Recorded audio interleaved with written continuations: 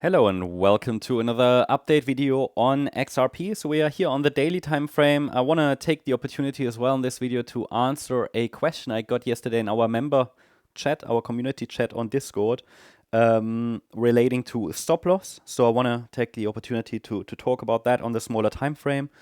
What you see here on this chart is still a pretty unchanged situation. I mean, XRP has really not done much over recent weeks or even months. I mean, since the price topped there above the breakout line and then failed, obviously, in July, we've just seen corrective movement down, corrective movement up, corrective movement down, up, down. So we're moving in corrective structures, which means in three-wave movements down and up.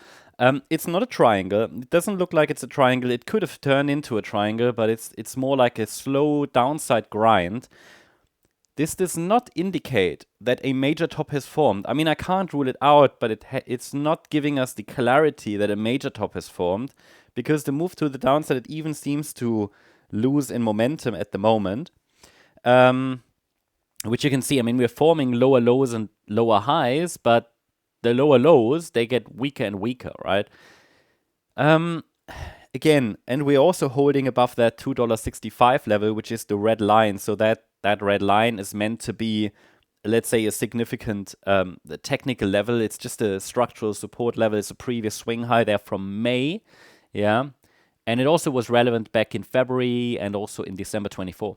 So it's a line that we broke above back in July, and since then we've been holding above it. I would say this is a strong support level. It's a fairly strong support level. It's at least meaningful. It's not so important from an Elliott wave point of view because, I mean, if we break below it, it's going to be clear that this is a wave B correction, at least, not a wave 4. So the yellow scenario, which is still treating this move to the upside as an impulse, apologies, the yellow scenario would be, yeah, it will be removed because the wave 4 would just be too deep to be clearly a wave 4. It's not invalidated technically, but it would be too deep to be clearly seen as wave 4. It already now is a very protracted and extended wave 4 there in the yellow scenario that you see there, yeah? So anyway, support is between 265 and 221, but I find the $2.65 level a very meaningful structural support. Now, let's go to the smaller time frame here for XRP. Here you see everything in detail. You also see the pathway to lower prices highlighted in white, yeah? But it obviously would take a break below 265 to unlock prices in the $2.46 to $2.21 region in our white scenario, which is the short-term bearish one, in which we're in a B wave correction. Yeah, that would not change the larger degree thesis or so, but it will make the overall bullish outlook a little bit more fragile and questionable. Now, you can see that I've marked there potentially a wave 4 as complete. This is the wave 4 we've been watching for the last few weeks, actually. But I did mention to you, until we actually get a 5-wave move up, there is no sign at all that a low is in.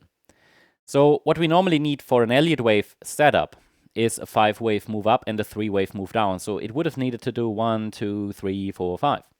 It failed. So I don't have a classic high probability Elliott wave setup. There was also no setup here. This was also only 3 waves up. Could have given us 5. We were watching for it, failed. Also this, only 3 waves. Could have given us 5, failed. So with only 3 waves up, I have no clear long trade setup here. Now you can of course trade it on the long side if you want to. That's up to you if you think that it might give us a bounce here. It could do, but it's just ranging essentially. And you can see it, I mentioned that over the last few weeks again and again, you can see this as a long sideways range. Kind of between, here, the 265 level and 340. Yeah, lower boundary, upper boundary. So I was asked about a stop loss from an you could say, academic point of view, structural point of view. And I said, I don't really have a stop loss because if you have a 1-2 setup to the upside, like a classic Elliott wave setup, yeah, where the market tells us we're actually going up and then you get a pullback in an uptrend, well, you have a clear invalidation point. It's the beginning of that wave 1 to the upside. It's the beginning of that 5-wave move up. But here, we only have a 3-wave move up. So I don't really have a clear invalidation point. So there's actually no clear Elliott wave invalidation level, unless you want to trade it on the long side based on the thesis that the wave 4 bottomed. I mean, yeah, it would be a stop below the wave 4 low, and a reasonable one would probably be $2.65. But please be aware that if we break below 265, we could simply quickly wrap up this B wave, and the price could bounce again. So without any 5-wave move up and 3-wave move down, there's actually no real invalidation level for a local setup, because there is no local setup. We're just grinding sideways. And typically in these sideways ranges, most people are probably better off not trading at all, or you're using a grid bot maybe, and you just look at the larger pattern, unless you really like range trading. I mean, if you like range trading, then Elliott wave is not really the best tool anyway. Well, it tells you we're in a range, but you need some additional indicators, right? Because Elliott wave is a trend trading method, you could say, right? We need trends. It's all about the 5-wave pattern and the 3-wave pattern. If we're just ranging, Elliott wave will give you 10 different variations. Not because Elliott wave isn't useful, or it doesn't work. Well, it does work and it is useful, but it tells us we're in a range.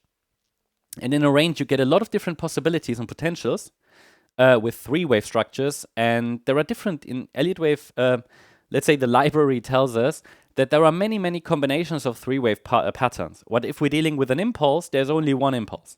So when we see 5 waves, it's clear. Until we see 5 waves, well, you can always trade it, but you have to rely on levels. You have to rely more on the context maybe, and other indicators, I would suggest. If you really, but there's nothing clearly telling us that we've bottomed. So going here long, would be really speculative, my view.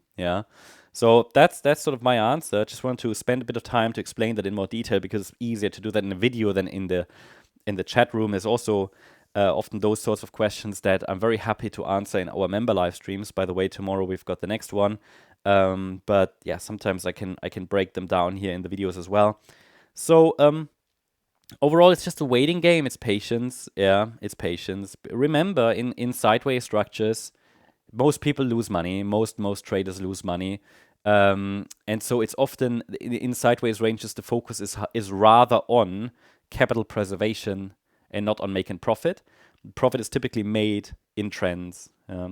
But anyway, Elliott wave is not a trading method. It's an analysis method, but there is no setup from an Elliott wave point of view right now. But of course, we're watching for it. So, but remember, just tracking the waves, just labels are not setups, right? So we're just tracking the waves until we get a high probability setup. I'll keep you updated about it. Hope you liked the update. If you did, please hit the like button, leave a comment, and subscribe. And if you're interested in additional updates, check out our member options. Also, if you want to join the conversation on Discord, feel free to check out our Gold membership.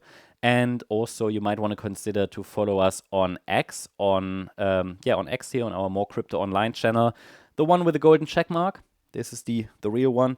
Feel free to follow us there. Link is in the description and in the comment section. Thanks so much. Bye-bye.